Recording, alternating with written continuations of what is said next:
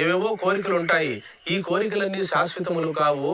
ఆస్తులు, అంతస్తులు, ఇండ్లు, వాకిళ్ళు ఇవన్నీ కూడా ఏనాడైనా ఒకనాడు నేను వాటిని వదిలిపెట్టిపోవాలి, లేదా అవన్నా నన్ను వదిలిపోవాలి అనేటువంటి విచారణ కావాలి మనకు. ఎప్పుడైతే ప్రపంచం పైన మనసు పరిగెడదో, ప్రపంచము యొక్క వాస్తత్వాన్ని, ప్రపంచము పంచభూతాలతో తయారైనది, ఈ శరీరం కూడా పంచభూతాలతో తయారైనది, ఇది వాస్తవం కాదు, సత్యం కాదు, నిత్యం కాదని ఎప్పుడైతే విచారణ చేస్తామో మరి అప్పుడు మన మనసు బయటికి వెళ్ళదు.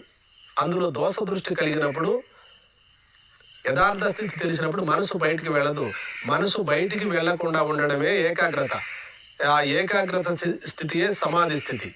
కాబట్టి ఈ సత్యాలన్నీ కూడా గురువుల ద్వారా తెలుసుకొని ఇప్పుడే ఇక్కడే జీవించి ఉండగానే జీవన్ముక్త అవస్థను పొందడం జ్ఞాన మార్గము. యోగ సాధనలో మంత్రజపము ఇవన్నీ కూడా పరంపరా సాధనలు, బహిరంగ సాధనలు. మరి అందరికీ ఇంత యోగ్యత ఉండదు కనుక ఆ